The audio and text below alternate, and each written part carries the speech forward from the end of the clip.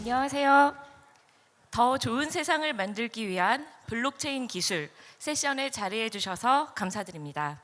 저는 근본 세션의 사회를 맡은 SK 주식회사 CNC 김청라 수석입니다.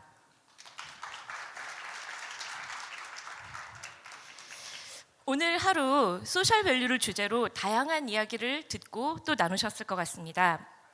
여러분께서 몸담고 계신 영역은 제각각 다 다를 수 있지만 사회적 가치의 창출 그리고 확산이라는 같은 지향점을 향하고 있다는 점에서 재미있고 의미 있고 그런 시간들을 보내셨을 것 같습니다.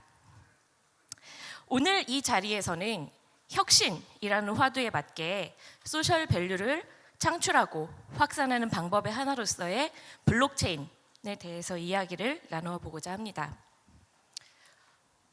블록체인 하면 여러분들은 어떤 생각이 먼저 드시는지요? 예, 아무도 대답 안 해주시네요. 대부분 분들은 기술 회사에 재직하지 않으시면 비트코인 생각하실 것 같고요. 그냥 기술 이렇게 생각하실 수도 있을 것 같아요. 저는 개인적으로는 비트코인 샀다가 대박 나서 야 대박이다 이러면서 그 비트코인만 거래할 수 있는 마켓이 있대요. 그래서 거기서 친구가 다이슨을 샀다고 자랑하던 게 기억에 남아가지고 블록체인 하면 좀 다이슨 이런 거 생각나고 그렇습니다. 웃어주셔서 감사합니다. 네, 이런 블록체인 기술과 사회적 가치가 만나서 어떠한 일이 일어난다는 걸까?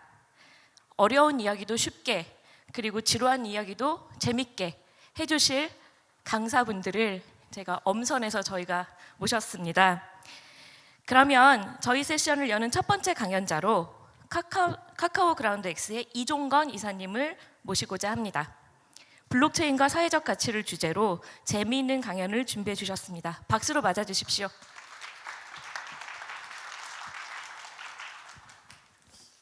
안녕하세요, 이종건입니다. 네, 재미있는 강연을 준비를 하진 않았고요. 쉬운 이야기일 수는 있을 것 같은데 이제 저는 아마 제 뒤쪽에 좀 더 사례를 가지고 이야기를 해주시는 것 같아서 아마 좀 기본적인 이야기를 조금 드리려고 이 자리에 섰습니다. 네. 시간이 67분, 제가 10분 정도 블록체인이 가지고 있는 의미에 대해서 조금 이야기를 해볼까 하는데요. 자, 이제 들어가기 앞서서 본인은 블록체인에 대해서 잘 알고 있다.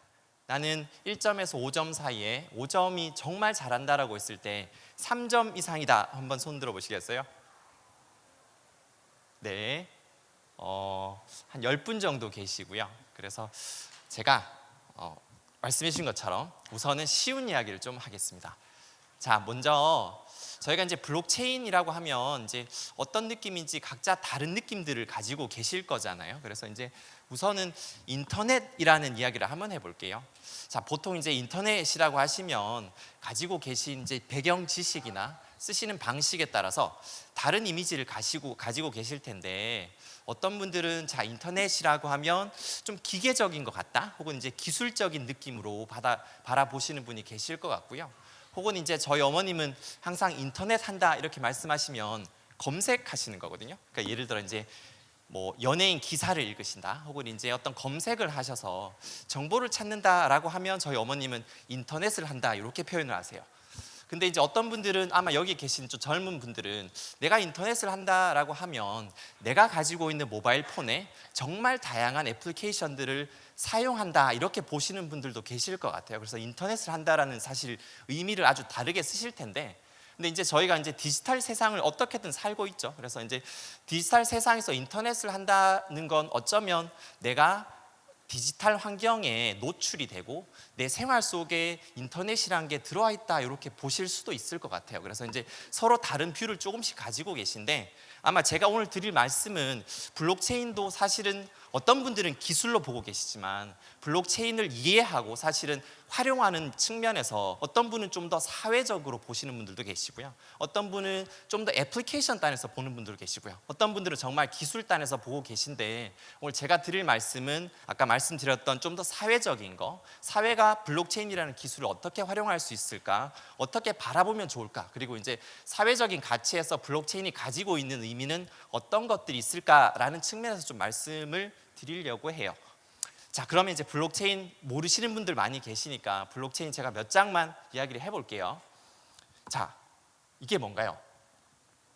자, 우리나라의 미풍양속인 세뱃돈입니다. 자, 어릴 때 다들 세뱃돈 받아보셨죠? 뭐 할아버님이 주시고 혹은 이제 친척분들이 주셨어요. 저도 사실은 굉장히 많이 받았는데, 근데 문제는 뭐냐면 이 많은 돈들이 저는 없습니다. 저희 어머니가 이제 보통 가지고 가셨죠. 자, 네가 크면 주겠다 이렇게 가지고 가셨는데 막상 제가 쓴 적은 거의 없습니다. 이 경우에 제가 이제 어머님한테 내가 드렸던 그 세뱃돈은 다 어디에 갔느냐라고 말씀을 드리면 너를 키우는 데 썼다 이렇게 말씀을 하시죠. 근데 이제 저 항상 구정이 지나면 어머님을 이렇게 뭘 하나 사시고, 자, 이게 저 돈이 이 돈인지 모르겠어요. 그래서 이제 사실 이제 말씀드리려고 하는 거는 기록이 중요하다는 거예요. 이게 아무리 부모 자식 간의 관계지만 자, 기록이 중요합니다. 이게 신뢰라는 관계가 항상 유지될 수는 없어요. 그러니까 그게 이제 어떤 경우에 신뢰가 무너질 수도 있고 이제 기록에 대한 이야기를 하게 되는데, 이제 저희가 이제 장부라는 걸 보면 사실상 뭐 긴 시대에 있어서 이게 기록이 꼭 신뢰 관계가 없기 때문이지는 않지만 사실 기록을 많이 남기기 시작을 했어요. 그래서 이제 저희가 여러 가지 도구로서 혹은 이제 민으로서 기록을 남겼고요. 이제 어느 순간부터는 야, 기록을 공유를 해야 되겠다, 혹은 이제 장부를 공유를 해야 되겠다라는 시점이 왔고, 지금은 좀 더 나은 세상 혹은 이제 좀 더 나은 애플리케이션을 하기 위해서 이 장부를 공유하되 정말 많은 사람들이 나눠서 가지는 시대가 되었는데요. 사실은 이제 분산 장부라고 하는, 저희가 이제 영어로는 distributed ledger technology라고 하는, 사실은 이게 어떻게 보면 가장 간단한 그냥 블록체인의 기본이거든요. 그리고 이제 블록체인 이런 기본이 자, 분산되어서 뭘 좀 적어보겠다. 사실은 이제 분산 환경에서 기록들을 잘 유지해 보겠다라는 게 사실 어떻게 보면 가장 기본적인 블록체인이고요. 그리고 이제 그걸 만들기 위해서 자, 정말 많은 사람들이 내용을 동일하게 가지고 있다는 걸 어떻게 확인을 할 거냐, 그리고 어떻게 내가 그걸 확신을 할 수 있느냐라는, 사실 그걸 만들기 위해서 보안이 들어온 게 저희가 보통 말하는 사실 확인 혹은 이제 컨센서스라는 부분이고요.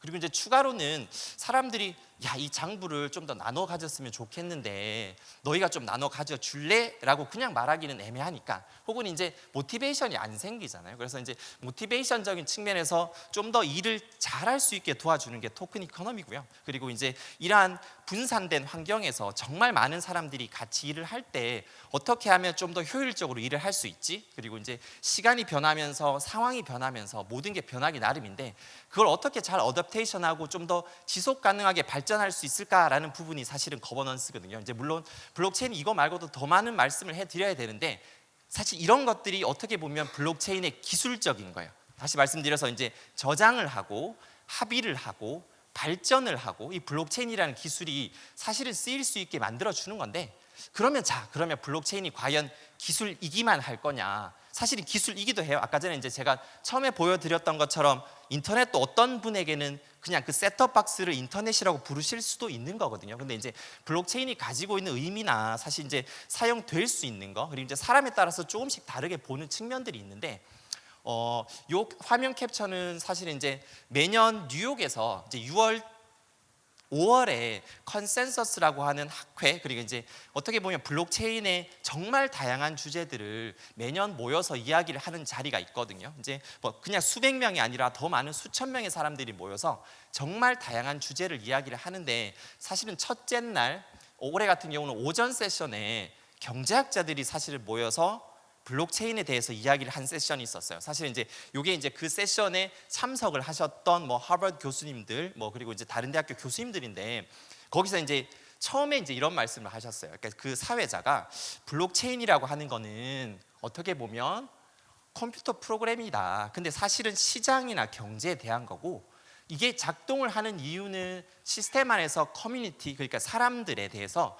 모티베이션을 준다거나 조직화하기도 하고 어떤 가치를 만들어내는 사실 과정이고 그 가치를 만들어내기 위한 플랫폼이다라는 이야기를 해주셨거든요. 사실은 이제 그 블록체인이 가지고 있는 특성들이 너무 많아요. 이제 보통들 알고 계시는 뭐 불가역성 혹은 이제 트레이스 추적 가능성 혹은 이제 투명성 등등의 정말 많은 특징들이 있는데 이제 이건 기술이 만들어내는 1차원적인 특징들이고요. 근데 이제 여기서 조금 더 들어가서 사회적인 가치에서 바라본다고 하면 사실은 제가 아마 3장 정도만 장표를 더 말씀을 드릴 텐데 첫 번째로는 사실 예전 같은 경우는 이제 이야기를 되게 많이 하죠. 블록체인에서 다른 어떤 중앙화된 기술과 중앙화된 플랫폼과 다른 점이 도대체 뭐냐라고 하면 기본적으로는 그 블록체인이라는 플랫폼에 참여를 하는 사람들이 본인들이 가지고 있던 우리가 저기가 재원 혹은 이제 재화 혹은 이제 데이터라고 하는 것들에 대한 자기의 오너십을 가지기 시작했다라고 하는 부분들이거든요.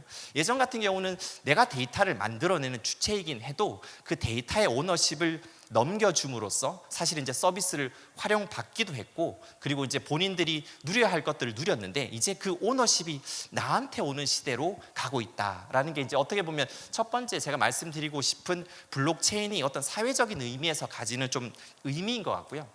두 번째는 이제 제가 굉장히 좋아하는 내용인데 이제 그 혁신 이론을 보시면 이제 아시는 분들도 계신데 닫힌 혁신, 이렇게 열린 혁신 이렇게 우리가 보통 보거든요. 그래서 이제 예전에 이제 회사 같은 경우에 보통 뭐 전략실 혹은 이제 연구실 이렇게 했을 때 그 연구실 내에서 똑똑한 사람이 아이디어를 내고 그 똑똑한 아이디어 중에 될 만한 것들을 골라서 시제품을 만들어보고 시장에 한번 내보고 그게 될 것 같으면 이제 시장에 내는 그런 과정들을 거쳤거든요. 이게 이제 전형적인 닫힌 혁신의 사례인데 블록체인은 사실 이거보다는 좀 더 열려 있는 것 같아요. 그래서 블록체인이라는 시스템 그리고 이제 공공의 블록체인, 퍼블릭 블록체인이라고 부르는 것들은 어떤 누군가나 아이디어가 있을 때 혹은 내가 어떤 굉장히 이노베이티브한 아이디어가 있거나 사업성 있는 것 혹은 이제 사회적으로 의미를 만들 수 있는 걸 가지고 있다고 했을 때 시험을 할 수 있고 사실은 이제 그 전체 시스템에 플러그인 할 수 있는 그런 어떤 밑에 이제 플랫폼적인 기저에 있는 시스템인 게 사실은 이제 사회적으로 볼 때 블록체인이 가지고 있는 사실 특징이기도 하고요. 마지막으로 말씀드릴 건 결국은 이렇게 아까 이제 처음에 말씀드렸던 우리가 이제 그 플랫폼에 참여를 하고 사회에서 혁신을 만들어내는 주체들이 예전에는 수동적이었다고 하면 이제는 어느 정도 능동적으로 플랫폼에 참여를 할 수 있다. 그리고 이제 그네들이 가진 아이디어 혹은 혁신적인 생각들을 테스팅해보고 내가 어떤 누구와 협력을 할 수 있거나 경쟁할 수 있는 시스템이 된다라고 하면 사실 블록체인은 우리가 이제 소위 말하는 풀뿌리 혁신이라고 하죠. 이제 그레이스루트 혁신을 만들어낼 수 있는 기저의 플랫폼, 이제 단순히 기술이 아니라 사회적인 아주 큰 플랫폼이 될 수 있지 않을까라고 이제 생각을 하면서 발표를 정확히 10분에 마치겠습니다. 네, 고맙습니다. 두 번째 연사로 사회적 혁신가 네트워크 엔스파이럴의 이송희님을 모셔보려고 합니다. 박수로 모시겠습니다. 네, 안녕하세요. 저는 오늘 블록체인 for bottom of pyramid. 혹시 bottom of pyramid가 뭔지 아시는 분 계시나요? 네, 한 반 정도 아시는데요. 이게 저희가 피라미드가 있다고 하면은 그 바텀에 있잖아요. 그 바닥. 그래서 경제학적 용어로는 이제 그 최하계층, 소득 최하계층의 사람들을 얘기를 하고요. 좀 더 얘기를 이어서 하도록 하겠습니다. 이 사진, 이런 현장이 좀 여기 계신 분들은 익숙하실 수도 있을 것 같아요. 사실 블록체인 커뮤니티에 이런 사진을 보여주면은 하고 퀘스천을 하기 나름이거든요. 이게 왜 블록체인이랑 상관이 있을까? 근데 우리 여기 오늘 임팩트 행사에서는 이런 장면 익숙하지, 나도 저기 가본 적 있어 하시는 분들 있을 것 같아요. 저는 아까 보셨듯이 월드비전에서 근무를 했고 사회복지학을 전공을 했습니다. 그리고 이거는 이제 웨스트 아프리카, 그러니까 서아프리카에 있는 말리의 난민촌인데요. 사실 제가 찍은 사진은 아니고 제가 찍은 건 못 찾아서 인터넷에서 가져왔는데요. 이런 난민촌을 방문할 기회가 있었어요. 그래서 그때 파티마라는 어머니가 또 내 아이와 같이 지내는 그 집을 방문을 했었고 정말이지 진짜 이렇게 쓰레기가 가득한 그리고 쓰레기로 지은 그 집 안에 모두가 살고 있었어요. 그리고 남편은 그럼 어디 있냐라고 물어봤더니 남편은 코트디부아르에서 일을 하고 있어. 아 그래? 그러면 남편이 혹시 돈을 보내줘? 왜냐면 너 혼자 이 아이들을 어떻게 다 길러? 그랬더니 남편이 돈을 보내주지. 그때 제 머릿속으로 잠깐만 근데 돈을 어떻게 보내주지?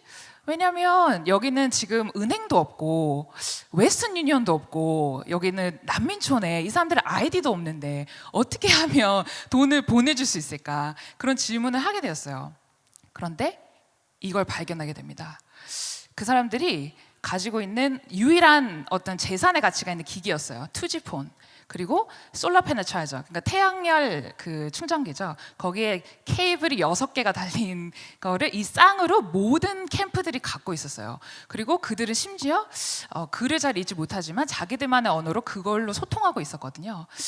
그래서 보통은 이런 현장에 갔다 오면 제가 여기는 내가 할 수 있는 게 하나도 없어 라는 마음이 많이 들어요. 그래서 되게 무기력하고 많은 분들이 지금 고개를 끄덕이시는데 되게 무기력하고 내가 할 수 있는 게 뭐가 있을까라는 고민을 많이 하게 되는데 이걸 보는 순간 잠깐만 여기에는 내가 뭔가 할 수 있는 게 있을 것 같아. 그리고 이게 이 툴들이 뭔가 세상과 이 사람들을 엮어줄 수 있을 것 같아라는 생각을 갖고 한국으로 돌아왔고 보통은 쉽게 잊혀지는 이런 현장의 모습들이 이 특별한 이 모습을 잊혀지지 않아서 한 2주 정도. 근데 그때 마침 이제 제가 같이 지내고 있던 친구가 블록체인에 되게 많이 빠져 있었고 블록체인에 대해서 계속 얘기를 하고 있었고 비트코인에 대해서 계속 얘기를 하고 있었어요. 현장에 가기 이전에는 제가 물어봤죠. 그래 그럼 블록체인 비트코인으로 뭘 할 수 있어? 그걸로 실크로드라는 데 가서 약도 살 수 있고 무기도 살 수 있고 되게 많은 암거래들을 할 수 있어. 그 이외에 다른 유즈 케이스가 뭐가 있지? 별로 없는 거예요. 근데 그 친구가 제 얘기를 듣고 그래? 그러면은 우리가 뭔가를 새로 만들어 볼 수 있을 것 같아 라면서 연구를 시작했어요. 그래서 원래는 이렇게 리모트 지역에 사람들의 그 건강 데이터를 수집하는 오픈 소스 안드로이드 어플리케이션이 있었거든요. 그래서 그거를 게이트웨이로 번역을 해서 저희가 그 문자 메시지로 비트코인을 주고받을 수 있는 비트코인 SMS 월렛. SMS 월렛이라는 게 뭐라 그러죠? 익숙하지 않은 표현이실 수 있지만 그 월렛을 만듭니다. 그래서 사람들이 그냥 자기 번호, 자기 핸드폰에다가 번호를 치고 얼마를 보내겠다라고 그 게이트웨이 번호로 했을 때 이 트랜잭션이 만들어지는 거죠. 이게 지금 개념은 굉장히 간단하지만 사실 생각해 보면 이 순간 게이트웨이가 한국에 하나, 아프리카에 하나, 어떤 안드로이드 폰 하나만 각 나라에 설치됐을 때 바로 해외 송금을 할 수 있는 지금 그 루트가 열린 거예요. 근데 정말 그 현장에서 제일 안타까웠던 게 이 사람들이 가진 게 아무것도 없기 때문에 신용이 없기 때문에 수수료를 더 많이 내야 돼요.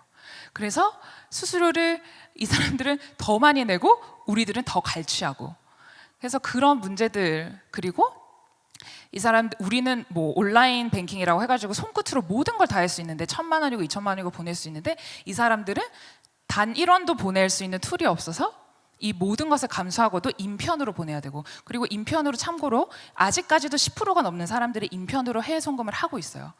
이 문제가 아직까지 해결되지 않았습니다. 그래서 어쨌든 저는 이제 아주 얼리 스테이지에 2014년도에 저희가 창업을 해서 한국에서 사실 시작을 했었는데 그때는 사실 아는 사람들이 많이 없었기 때문에 독일 그리고 실리콘밸리로 가서 스타트업을 창업을 했어요. 근데 그때는 이제 비트코인이나 뭐 블록체인이나 뭐 이더리움이나 여러분들이 아시는 다른 코인들이 많지 않았었고 ICO니 뭐니 하는 그런 것도 아예 없었어요. 그래서 저희가 되게 많은 뭐 세큐리티 프로그램 해서 뭐 비즈니스 세우고 뭐 하는 여러 가지 문제들 때문에 결국 사업에는 2년 동안 트라이를 했지만 실패를 합니다. 하지만 되게 의미 있는 연구였고 그리고 실험이었다고 생각돼요. 왜냐하면은 블록체인이라고 하는 가장 엣지에 있는 테크놀로지를 가장 그와 멀리 떨어져 있는 바텀 오브 피라미드 그 최하 계층에 있는 사람들에게 적용시켜 봤거든요. 그게 지금 2014년이니까 5년 전이죠. 근데 그 동안 블록체인 기술이 많이 발전했어요. 그리고 그 동안 바텀 오브 피라미드에 있는 분들도 이렇게 리프로깅 할 수 있는 되게 많은 툴들이 생겼어요. 그래서 2002년에는 약 20%의 그 위에 있는 저기 위에 있는 한 요 정도가 되겠죠. 20%의 사람들이 85%의 그러니까 부를 지배하고 있었어요. 2017년에는 과연 몇 프로의 사람들이 이걸 갖고 있을까요? 부를 5%. 그리고 뭐 좀 있으신데 사실은 8.6%의 상위에 있는 계층, 딱 요만큼이에요. 여기 위에 요만큼의 86.5%를 다 소유하고 있어요. 그러니까 이 갈등들은 이제 계속해서 더 커지는 거죠. 근데 여기서 우리 임팩트를 하시는 분들과 우리 블록체인을 하는 사람들이 도대체 뭘 할 수 있을까를 고민을 해봤어요. 사실 저는 임파워먼트가 키라고 생각을 하거든요. 그래서 이 임파워먼트라고 하는 것은 그냥 뭔가를 하나를 강화시키는 것이 아니라 사실 블록체인의 핵심 그리고 그 시작에는 임파워먼트가 있어요. 아까 이종건 이사님이 말씀하신 대로 자기가 주체가 되는 거예요. 그래서 우리가 갖고 있는 권리와 통제권을 다시 제자리로 가져오는 것, 그것이 블록체인의 임파워먼트고 그것이 사실 우리 임팩트 비즈니스가 해야 되는 임파워먼트이거든요. 자, 이거를 보시면 빈곤 퇴치부터 파트너십을 결단력에 있는 파트너십을 맺는 것까지 여기 블록체인 표시가 있죠. 블록체인이 모두 할 수 있는 영역입니다. 다음 슬라이드는 이것만 바뀌었죠. 이거 뭔지 다들 아시죠? SDG죠. 사실은 블록체인이 할 수 있는 일과 SDG가 하려는 일이 일치합니다. 저희는 사실 같은 곳으로 가고 있어요. 이것이 다른 골이 아니에요. 같은 골로 지금 가고 있고 저희가 다만 이것을 어떻게 쓸 것인가를 고민을 해야 돼요. 되게 많은 유즈 케이스들이 있습니다. 그래서 그것들은 이제 인터넷에 찾아보시면 이제 나올 텐데 혹시 못 찾으시면 저를 찾아주시고요. 그래서 결국에는 이제 블록체인 쪽에서는 우리가 만들 수 있는 임팩트는 대체 뭐냐, 매스 어답션에 대해서 굉장히 많이 얘기를 해요. 근데 그 매스 어답션은 한국말로 풀면은 대중화예요. 그리고 한문으로 했을 때는 이렇게 됩니다. 근데 이 대가 사실은 질이 아니라 양을 이야기하고 있어요. 그래서 큰 것.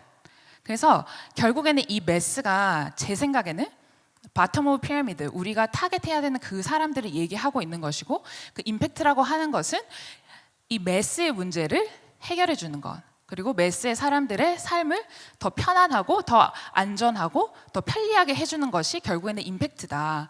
그래서 블록체인이나 임팩트 비즈니스는 똑같은 것이다 라고 저는 생각을 하고 있거든요. 보통 비즈니스를 하는 분들 많이 얘기해요. 근데 좋아, 최하계층 뭐 타겟하는 거 좋은데 그렇게 됐을 때 우리가 비즈니스적으로 잃는 것이 많지 않아? 그리고 그쪽을 타겟하고 그 구매력이 없기 때문에 그 사람들을 타겟하는 거 되게 멍청한 일이야 라고 얘기를 많이 합니다. 하지만 그 중간에 이제 블록체인이라는 기술이 들어왔기 때문에 그 블록체인이 가능하게 하는 것들이 있어요. 그거를 통해서 우리는 이제 사용자들에게는 꼭 필요한 질 좋은 서비스를 제공할 수 있고, 그리고 비즈니스들은 돈을 벌 수 있는 그런 윈윈의 전략이 이제 가능해진 거죠. 지금 이 사회에서는요. 그리고 블록체인이 가능하게 하는 것들을 보고 이제 생각하실 거예요. 나도 그럼 블록체인 비즈니스를 한번 해볼까 하고 생각하시는 분도 있을 텐데, 그분들은 이 세 가지를 기억하세요. 앞서 뭐 이사님께서 많이 말씀을 해주셨지만 블록체인은 간단하게 말하면 인센티브, 그리고 분산화, 그리고 성과 책임의 머신입니다. 이 세 개를 적용할 수 있는 것이라면은 블록체인 비즈니스를 한번 생각해 보셔도 되고요. 블록체인 프로젝트를. 그리고 더 깊게 들어가서는 이 네 가지가 사실은 체크리스트예요. 그래서 당신의 프로젝트의 데이터베이스가 필요한지, 그리고 분산화가 가치를 더할 수 있는지, 그리고 기술적, 법적, 정치적, 사회적으로 실현 가능한가, 그리고 기술적 대안이 없는지, 이것들을 한번 고민을 해보세요. 저 같은 경우에는 yes, yes, 그리고 gray area, 그리고 yes였거든요. 그때는 그 당시에는 기술적, 법적 뭐 이런 얘기가 하나도 없었기 때문에. 근데 이제 모두가 다 yes를 한다면 그건 한번 고려해 보셔야 됩니다. 만약에 하나라도 no가 나온다면 다시 생각해 보세요. 블록체인은 방금 말씀드린 것처럼 누구나 할 수 있거나 어떤 비즈니스에다가 다 적용할 수 있는 그런 만병통치약이 아닙니다. 그리고 두 번째는 이제 우리 기술 중심이 아니라 사실은 유저와 문제 중심의 디자인이 돼야 되거든요. 그래서 그거를 명심하셔야 되고요. 그리고 블록체인이 사실 블록체인 기술 하나로만 바로 설 수 없어요. 지금 되게 많이 나와 있는 여러 가지 기술들을 종합해서 한번 생각해보고 어떻게 하면은 진짜 내가 풀려고 하는 문제에 더 가까워질 수 있을까? 그게 계기가 되어서 그 시너지의 가능성을 보셔야 되고요. 그리고 맨 마지막으로는 이제 블록체인적 사고이죠. 이거는 사실은 지금 현재 우리가 갖고 있는 시스템을 퀘스천하는 것부터 시작하면 됩니다. 그래서 우리 지금 갖고 있는 이 시스템 이거 맞는 건가? 이거 너무 중앙화되어 있는 거 아닌가? 이거 분산했을 때 우리가 같이 더 가질 수 있을까? 지금 우리가 있는 거 잘 안 되는데 사람들한테 인센티브 주면은 좀 더 잘 될 것 같아. 그래? 그러면 블록체인 해결할 수 있을까? 이제 그런 식의 블록체인적인 사고, 이거 분산화의 사고를 늘 유념하시면서 그런 블록체인 기술뿐만 아니라 그런 철학적인 배경 그리고 사회적인 배경을 고려하시는 것이 좋습니다. 이것이 오늘 제가 드리고 싶은 4가지 테이크어웨이고요. 사실 가장 중요한 건 이노베이션을 멈추지 않는 거예요. 그래서 방법은 블록체인뿐만 아니라 미래에 되게 많은 사회 문제를 해결할 수 있는 기술들이 나올 거예요. 그래서 하지만 우리가 여기서 포기하면 이노베이션 나오지 않거든요. 그래서 계속해서 질문하고 모르는 것을 더 알아가고 이제 그런 활동들을 여러분들이 계속 이어나가시기를 기원합니다. 고맙습니다. 사회자로서 이 발표들을 약간 좀 미리 보기를 좀 했거든요. 그래서 이제 두 분 말씀해 주신 게 이제 요약을 하면 뭐 플랫폼, 뭐 그다음에 뭐 대중화, 그다음에 뭐 투명성, 뭐 그런 의미로서의 블록체인, 그리고 비즈니스로서의 블록체인, 이런 말씀을 두 분께서 이제 짧은 시간에 이렇게 말씀을 주신 것 같은데 굉장히 자연스럽게 이어져서 이 다음 발표가 될 것 같아요. 그래서 사회적 가치 거래소를 위한 토큰 이코노미 디자인이라는 주제로 SK 경영경제연구소 김지연 상무님 모시도록 하겠습니다. 지금 소개받은 김지연이라고 합니다.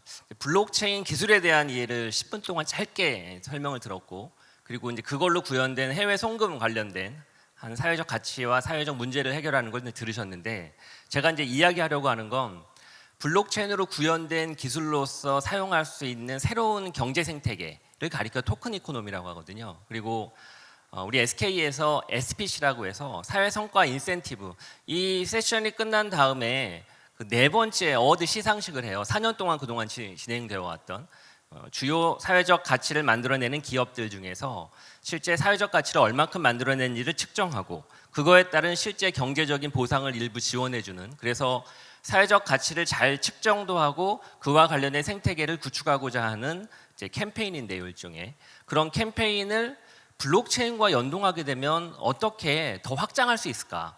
SK에서만 하는 게 아니라 보다 많은 기업이 참여하고 보다 많은 개인과 보다 많은 투자자가 참여할 수 있는 그런 거래소를 확대할 수 있는 방안은 뭘까? 그런 측면에서 어떤 방법론이 있는지를 좀 살펴보려고 합니다. 미국에서 14번째 증권거래소가 만들어졌어요. 최근에 LTSE라고 합니다. 롱텀 스톡 익스체인지라고. 14번째 증권거래소예요. 14번째. 한국 증권거래소는 그렇게 많지도 않거든요. 롱텀 스톡 익스체인지 증권거래소의 특징은 단기 성과가 아니라 EV가 아니라 장기적인 관점에서 기업 가치를 측정을 하고 주주들이 그런 가치를 지향하면서 기업의 성과를 드라이브 걸겠다는 거거든요. 그리고 싱가포르나 홍콩이나 캐나다에서는 사회가치 거래소라고, 즉 사회적 가치를 창출하는 기업들을 평가하고 측정해서 그거를 투자하는 별도의 거래소까지 있습니다. 한국은 거기까지 가지도 못했죠. 사실은 기부 중심의 사업 투자를 받고 있는 게 한국의 실정이거든요. 근데 그런 측면에서 봤을 때 토큰 이코노미로 구현된 블록체인의 가장 큰 특징은 보상 경제거든요. 기본적으로 기존의 공유경제나 기존 인터넷 플랫폼 비즈니스의 특징은 소비 중심이었어요. 내가 투자하면 뭘 받지? 라고 하는 소비 중심적이었거든요.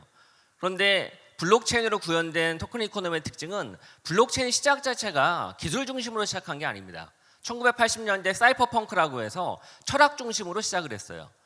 중앙 집권적으로 모든 권력이 집중되고 부도 일부에게 집중되는 걸 타파하고자 분산화된 형태의 권력 분산 모델이 필요하다라고 하는 철학으로 시작되어서 블록체인이 나왔거든요. 이런 사상을 뒷받침하고자 블록체인 기술이 만들어졌다는 겁니다. 그런 측면에서 보면 블록체인은 시작 자체가 남에게 더 많이 공평하게 공정하게 나누어지는 보상 중심으로 시작됐다는 거죠. 그런 측면이 블록체인의 토큰 이코노미가 사회적 가치를 실현하는 거랑 가장 궁합이 잘 맞습니다. 그리고 앞서 두 연사분께서 코멘트 해주셨던 것처럼 블록체인이 가지고 있는 가장 큰 장점 중에 하나는 많은 이해관계자들을 대상으로 공정하게 부를 분배할 수가 있습니다. 기존 플랫폼 비즈니스의 공유경제의 특징은 참여하는 대상자가 정해져 있거든요. 근데 블록체인 같은 경우는 예를 들면 토큰을 만들어내는 발행자, 토큰을 만들어내는 걸 사용하는 사용자, 또 그 토큰을 만들어내기 위해서 컴퓨터 자원과 같은 자원을 지원하는 지원자, 더 나아가서는 그런 토큰을 구매하는 구매자와 즉 투자자가 되겠죠. 그런 토큰으로 만들어지는 사업을 통해 가지고 비즈니스를 영위하는 또 기업들, 이 모든 것들을 대상으로 해서 부를 공정하게 나눌 수 있다는 특징을 가집니다. 또 두 번째 특징은 모든 걸 추적 관리할 수가 있어요. 트래킹 시스템에 의해서. 위변조가 불가능한 트래킹 시스템으로 인해서 토큰을 통해서 지급된 어떤 비용이나 가치가 실제 어떻게 쓰여졌는지를 투명하게 확인할 수 있다는 겁니다. 이런 두 가지의 특징으로 인해서 앞서 설명드렸던 해외 송금이나 이런 것들에 중간에 불필요한 미들맨들이나 기존에 있었던 은행이 갖는 수수료를 없앨 수가 있는 거죠. 이게 블록체인이 기본적으로 가지고 있는 특징이거든요. 이 특징을 기반으로 해서 앞서 설명드렸던 것처럼 SK가 진행하고 있는 SPC라고 하는 소셜 프로그레스 크레딧이라고 하는 사회 성과 인센티브 제도를 보다 활성화하려고 하면 지금 설명드렸던 이 기술이 어떻게 적용할 수 있을까를 고민해 보면 이렇게 좀 정리가 됩니다. 보다 많은 SV를 창출하는 기업들에게 공정하게 투자를 하고 또 기부를 하고, 그렇게 투자하고 기부한 것들이 더 활성화되려고 하면 기부자와 투자자는 당연히 그렇게 내가 투자한 돈이 실제 제대로 쓰여졌는지를 검증하기를 원하거든요. 당연히. 더 나아가서는 내가 투자한 금액이 실제 어떤 가치를 창출하는 데 쓰였는지까지도 원합니다. 그런 걸 투명하게 측정하기를 원한다고요. 또 기업의 입장에서는 내가 SV를 더 창출하면서 더 확대하려고 하면 더 많은 투자자도 필요하고, 더 중요한 건 우리가 만들어내는 SV와 관련된 상품을 구매하는 구매자들도 필요하거든요. 그런 모든 이해관계자들을 한데 어울러서 토큰 이코노미라고 하는 경제계에 집어넣을 수가 있다는 거죠. 예를 들면 이렇게 정리가 되죠. 지금 SPC는 SK가 만들어낸 기부금으로 운영되거든요. 그리고 아주 일부의 기업들만 대상이 되어서 그 기부금 혜택을 받고 있습니다. 사회적 가치를 측정한 거에 대비한 일부를 저희가 보상해 주는 거거든요. 저희의 바람은 SK뿐만 아니라 더 많은 기업과 더 많은 개인이 여기에 참여하기를 바라죠. 하지만 더 많은 개인과 기업은 참여하기 위해선 앞서 설명드렸던 것처럼 본인들이 기부하고 투자한 금액이 실질적으로 투명하게 어떻게 쓰였는지를 추적 관리하기를 원하거든요. 첫 번째, 추적 관리하기 위해서는 아까 설명드렸던 블록체인의 토큰을 기반으로 토큰에 돈의 꼬리표를 달게 되면 어떻게 사용했는지 내역을 확인할 수가 있거든요. 위변조 불가능하게. 여기서 벌써 공정과 투명함이 나오죠.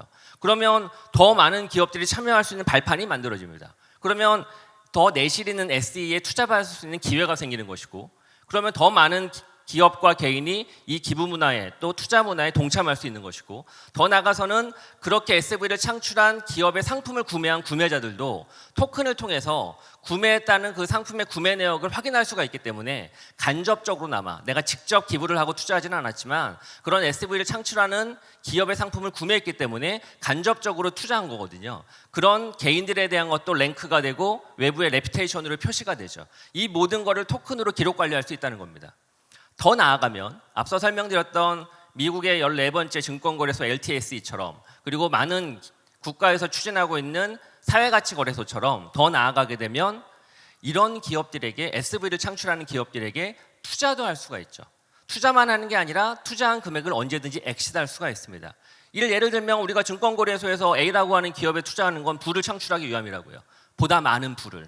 하지만 SV를 창출하는 기업에 투자하는 이유는 부도 부지만 내가 SV에 기여하고 싶은 거거든요.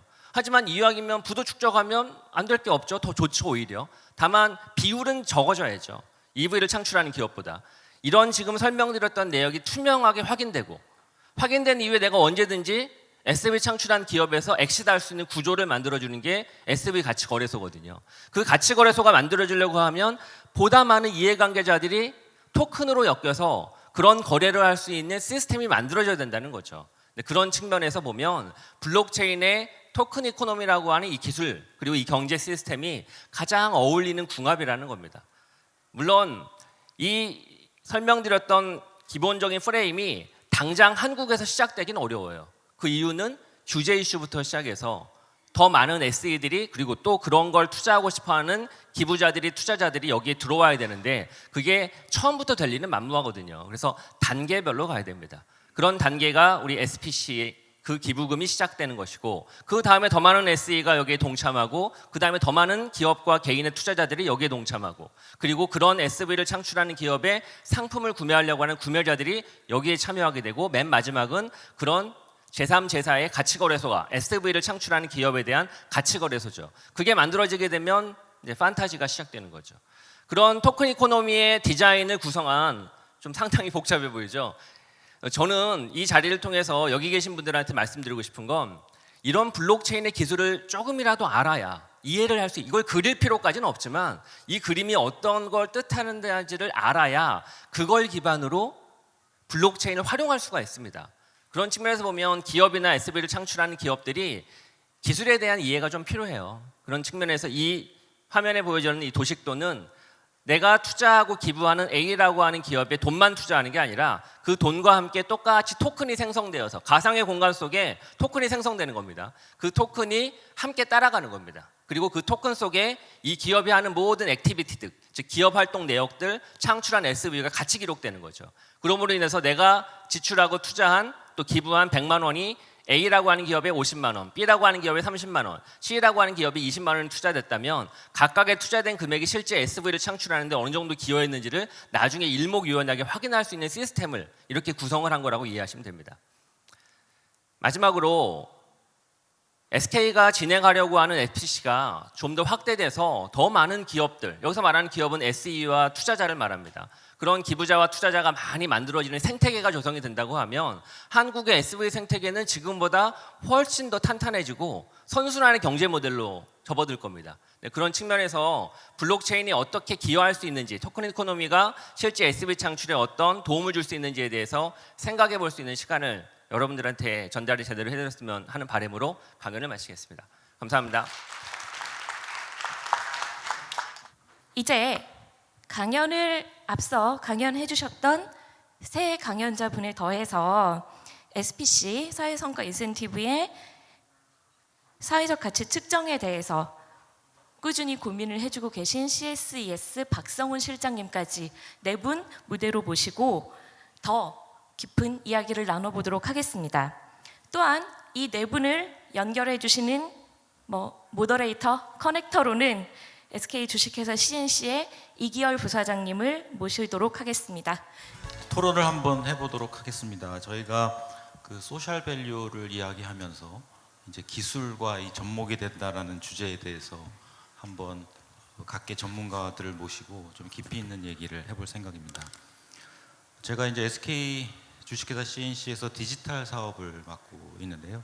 저희가 ABCD라고 하는 AI 블록체인 클라우드 데이터에 24시간 거의 묻혀서 살고 있는데 사실은 이 디지털이라고 하는 이야기가 저희는 처음에 우리 흔히 얘기하는 디지털 네이티브, 아마존, 구글과 같은 회사들 이야기로만 알았죠. 근데 사실은 이것은 지금 금융이나 제조에 EV를 창출하는 다양한 인더스트리로 급격히 확산되고 있는데요.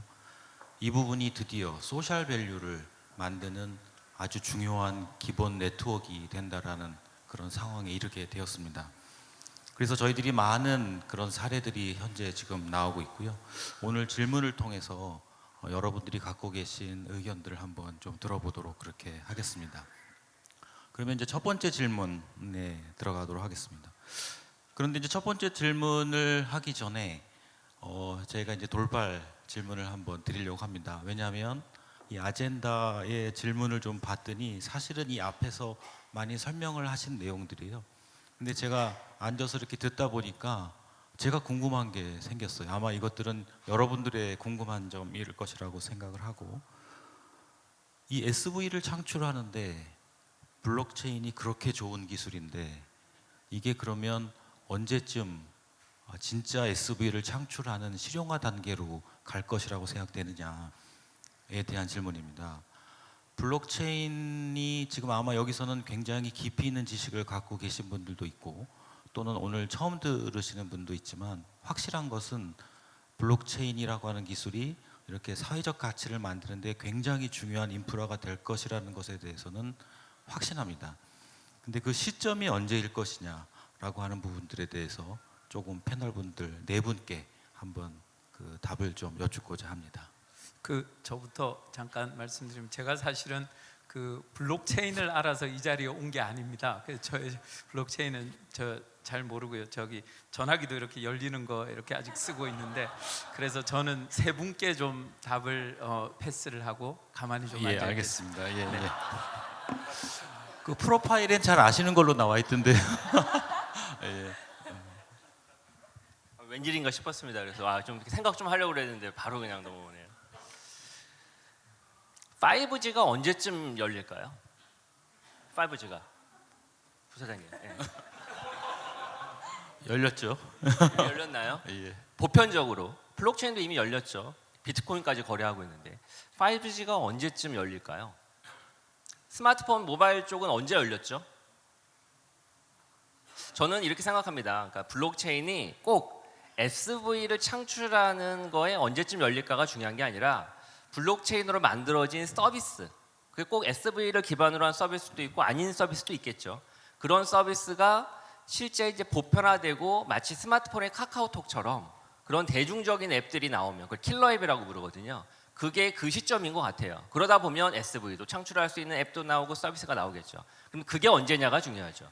근데 대개 보면 어떤 기술이 스며들어서 실제 킬러 앱까지 나오는 그 기간이 대충 7년, 6년 걸리는 것 같아요. 예. 예를 들면 아이폰이 언제 처음 나왔죠? 2007년이거든요. 스마트폰이 언제 대중화됐죠? 2011년, 12년도거든요. 5년 정도 되고, 그 다음 카카오톡이 언제 1000만 명이 넘었죠? 2013년, 14년이거든요. 그런 공식들이 대부분 똑같더라고요. 웹도 그렇고. 그런 거에 비춰보면 블록체인 나온 지가 3년, 4년 지나고 있거든요.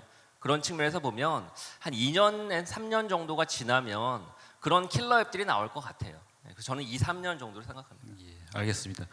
그러면 혹시 다른 대답을 준비하실 수 있을 것 같은데 질문을 좀 바꿔서요.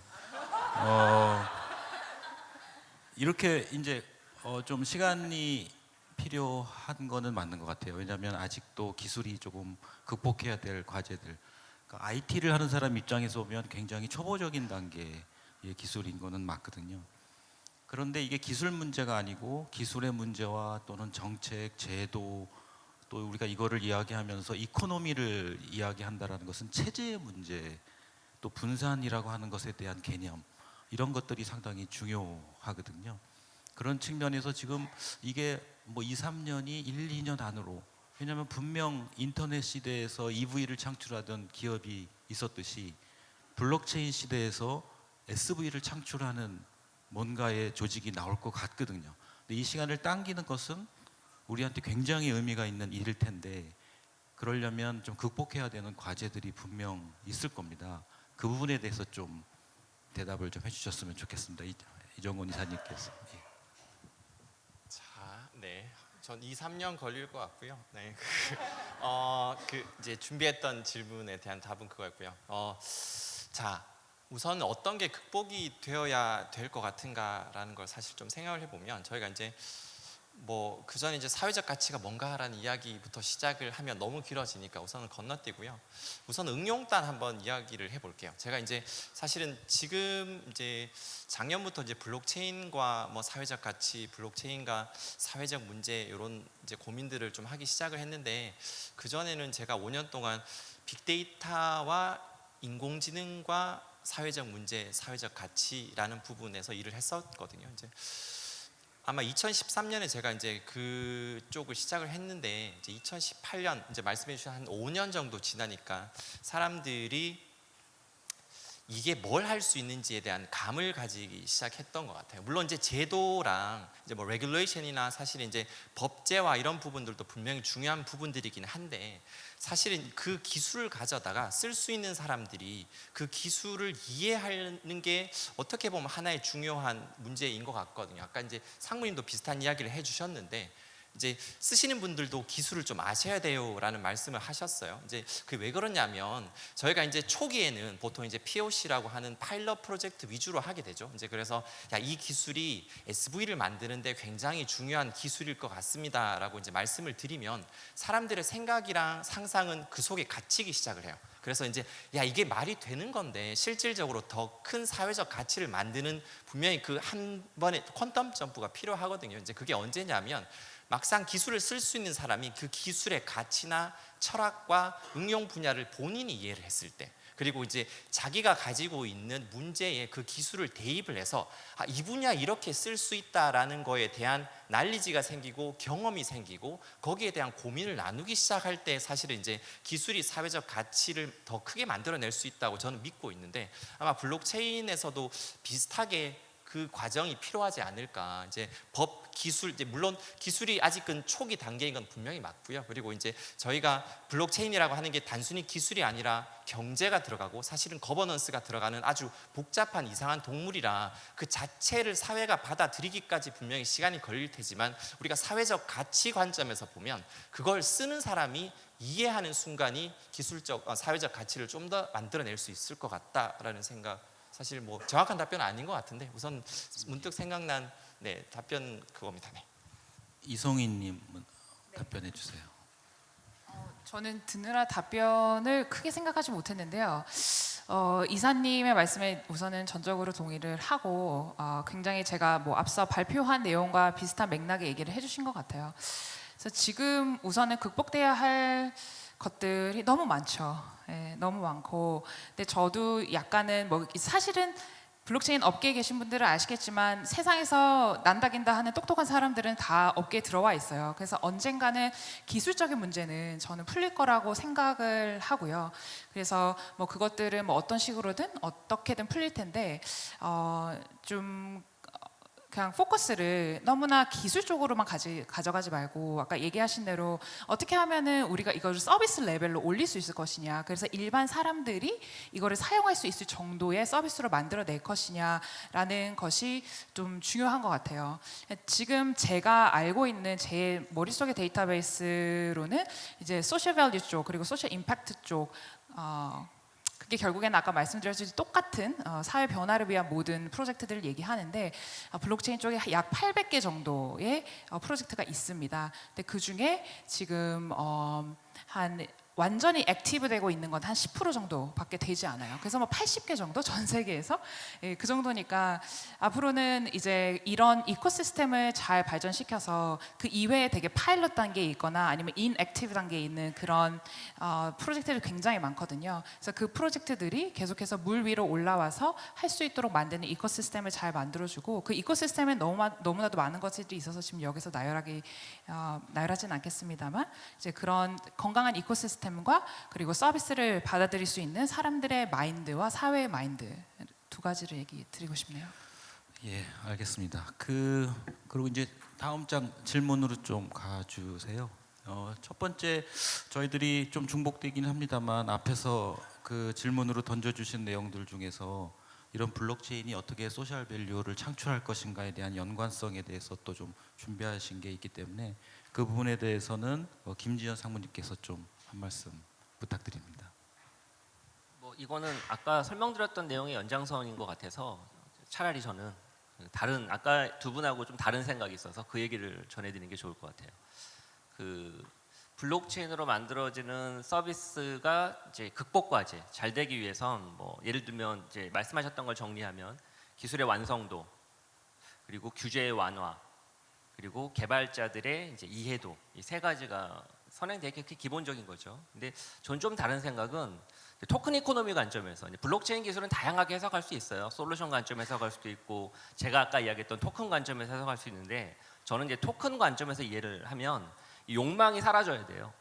왜냐하면 암호화폐에 대해 그 어떤 기술이 이렇게 뜨거운 감자가 됐던 적이 있나요? 예를 들면 IMT 2000 혹시 아세요? 인공위성 기반의 인터넷 서비스였거든요. 통신 프로토콜. 관심 아무도 없어요. 그냥 쓰는 거지 뭐 그걸. 마음에 안 들면 안 쓰면 되는 것이고. 5G 혹시 뭐 공부하세요? AI를 뭐 공부하신 적 있어요? 근데 희한하게 블록체인은 엄청나게 공부도 하고 사회적 이슈가 됐죠. 왜? 욕망이 담겨 있거든요. 암호화폐 투자를 하면서 거래소에서 거래를 하면서 인생을 바치거든요.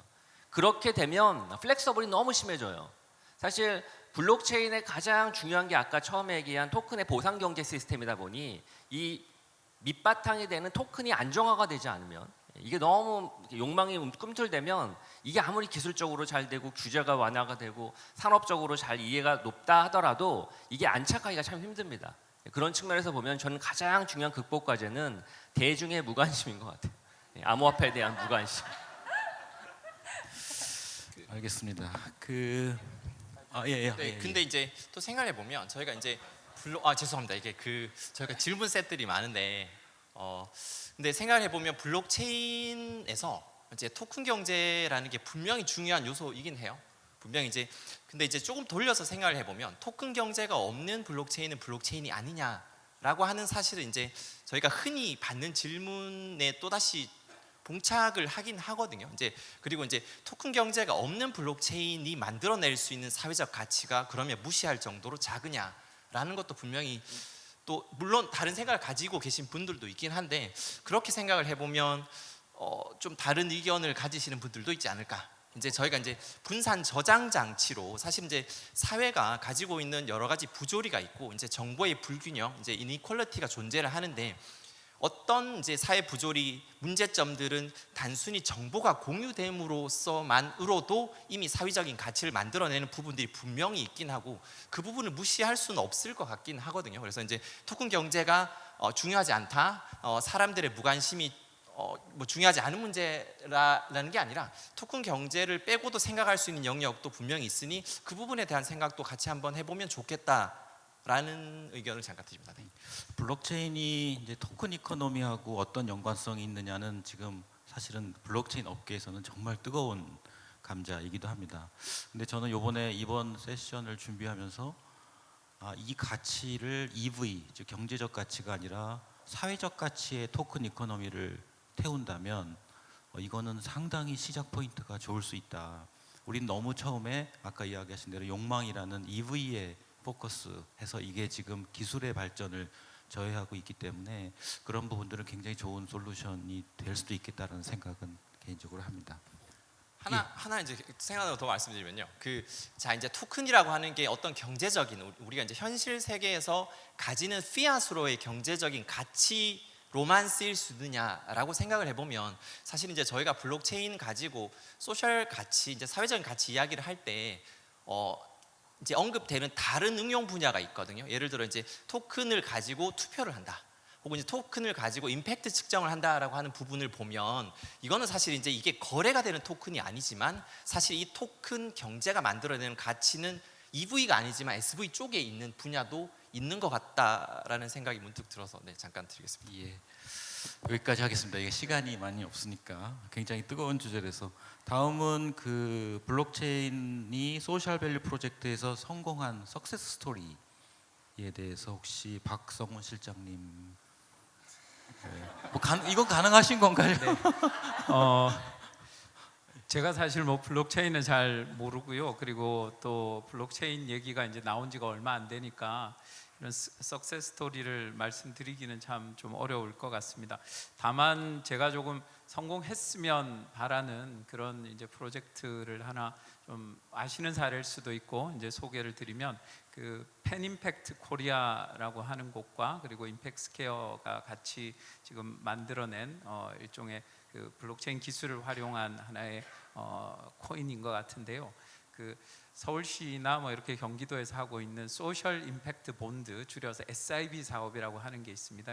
비영리 조직은 운영비가 필요하니까 그 운영비를 투자자들이 대고 성과를 달성하면 이자를 쳐서 갚아주는 그런 겁니다.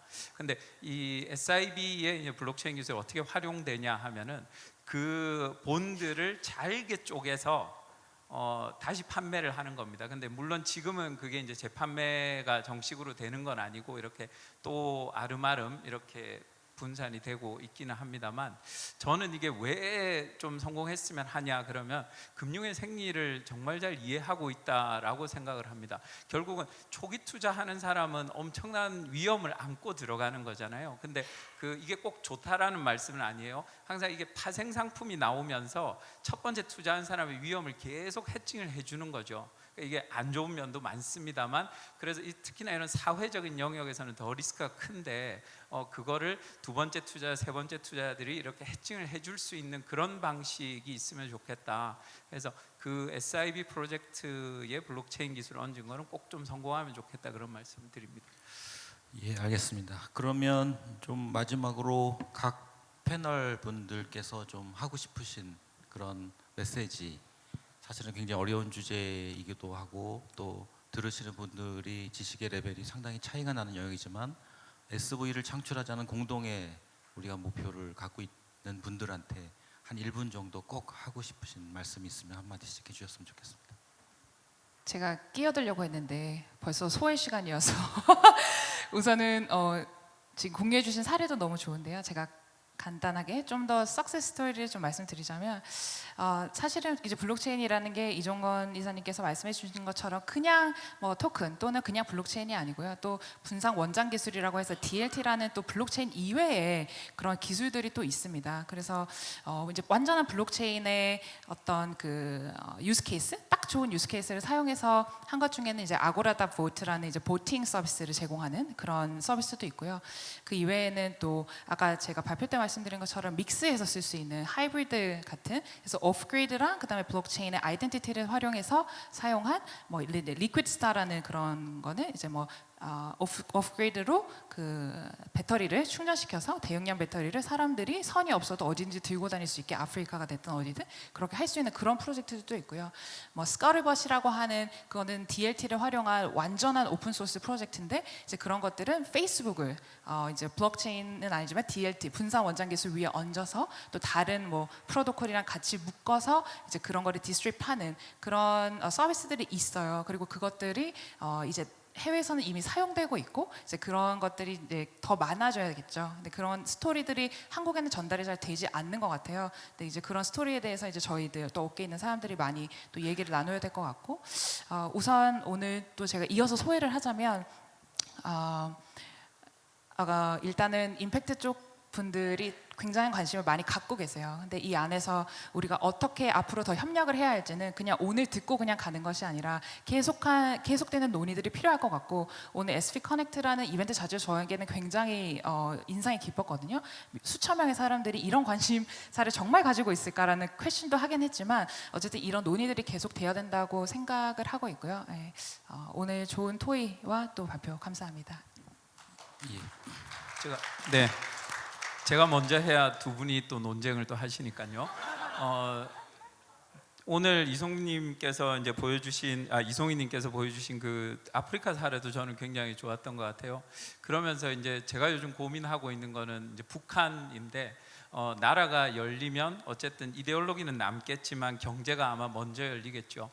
그러면 그걸 어떻게 이 영리를 생각하는 사람들이 들어가서 세팅하느냐, 이게 굉장히 중요할 것 같은데, 그런 블록체인 기술, 특히나 이제 북한은 은행이 없잖아요. 이제 그 전화기 한 대만 들고 은행 역할을 할 수 있는 그 기술과 그리고 사회적 가치가 같이 들어가면 좋지 않을까, 그런 생각을 또 해봤습니다. 그리고 제가 지금 하고 있는 일, 아까 이제 상무님께서 좀 얘기해주신 소셜 프로그레스 크레딧, 이걸 가지고 어떻게 거래소를 만들까 하는 부분인데, 원래 소셜 프로그레스 크레딧을 최태원 회장께서 제안하셨을 때는 그 크레딧이라는 거는 탄소 거래 시장하고 비슷하게 정부가 보증하는 시장이었습니다. 그런데 블록체인 기술을 활용한다 그러면은 이게 분산형이잖아요. 즉 정부가 그걸 보증을 할 수 없습니다. 그러면 참여하는 사람들한테 어떻게 동기부여를 할 것인가, 이게 이제 중요한데, 그 동기부여 방식이 과연 뭘까? 정말 사회적인 걸까? 저는 그게 뭐 토큰 이코노미가 새로운 경제가 아니라 결국은 그 기전은 똑같다고 생각합니다. 그러니까 어떻게 돈을 더 많이 돌려줄 거냐 하면 그거에 따라서 많은 사람들이 또 모일 수 있겠죠. 그래서 돈 플러스 사회적 가치를 어떻게 더 많이 만들어서 이제 동기부여할 거냐, 그 설계가 진짜 핵심일 것 같습니다. 근데 이제 한 가지 고민되는 거는 저도 답을 몰라서 이제 말씀드리는 건데, 그 인공지능 말씀을 하셔서 왜 사람들이 인공지능에 대해서 부정적인 감정을 가지고 있을까 생각을 해보면 단순히 우리를 뺐기 때문에 그건 아니라고 생각해요. 뭐냐면 우리가 그동안 가지고 있던 사회, 정치, 철학의 잣대와 다른 잣대들이 되지기 때문에 이거에 대해서 거부감이 확 있는 것 같아요. 그 예를 들면은 인공지능이 제시한 서비스에 대한 신뢰도라고 얘기하면 이거는 진짜 사람이 주는 서비스에 대한 신뢰랑 다른 신뢰입니다. 이걸 보통 유사 신뢰라고 표현을 하죠. 그러면 제가 걱정하는 거는 인공지능이 예를 들어 사회복지 서비스를 제공할 때, 인공지능이 뭔가 사회적 기업의 어떤 서비스를 제공할 때 그걸 정말 똑같이 신뢰할 수 있느냐, 유사 신뢰를 한다면 그 서비스 자체에 대한 어떤 가치가 확 무너지는 건 아닐까. 즉 우리 복지의 가치가, 사회적 가치라는 것의 가치가 확 무너지진 않을까, 이런 걱정입니다. 마찬가지로 블록체인에서 말하는 분산이라는 게 정말 우리가 정치적으로 사회적으로 얘기하는 그 분산인가, 아니면은 단순히 코인을 누가 더 많이 가졌느냐 혹은 파워를 누가 더 많이 가졌느냐의 의미인 건지, 뭐 이런 것들이 아마 우리가 생각하는 것과 다른 잣대일 것 같아요. 그러면 저는 분명히 또 거부감이 있을 것 같습니다. 그래서 이걸 어떻게 해결하면 좋을까? 단순히 사회적인 거를 이렇게 씌우는 걸로 뭔가 이게 해소가 가능한 건가? 이런 고민들이 계속 됩니다. 이거는 현문에 대한 우답이었습니다. 예, 다음은 이정권 이사님. 네, 예.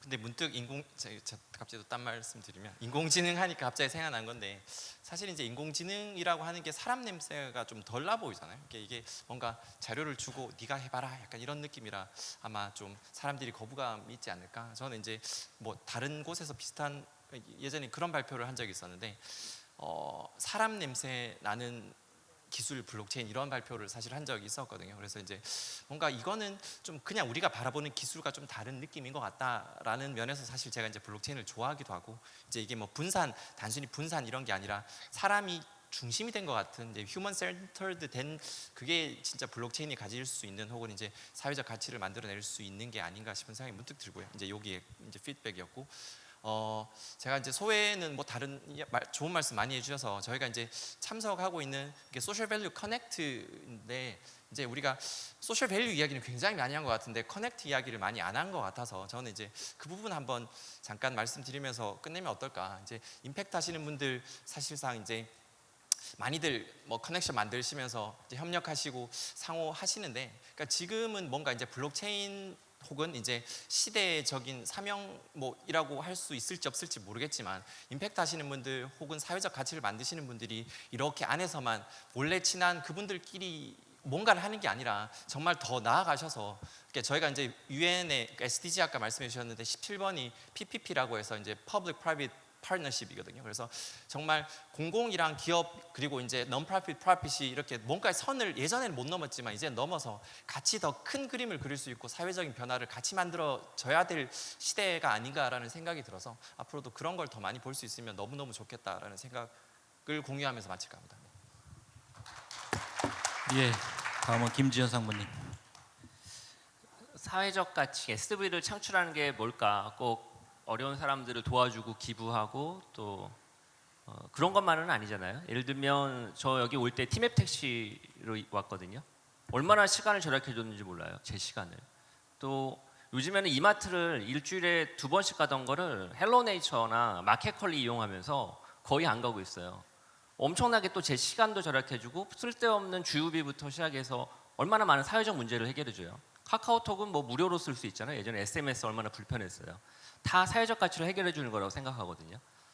자, 다른 면에서 보면 SV를 창출하는 기업들이 꼭 이런 비슷한 서비스를 만들라는 의미는 아니고, 이들 기업이 한 건 다 디지털 기술 기반의 혁신이거든요.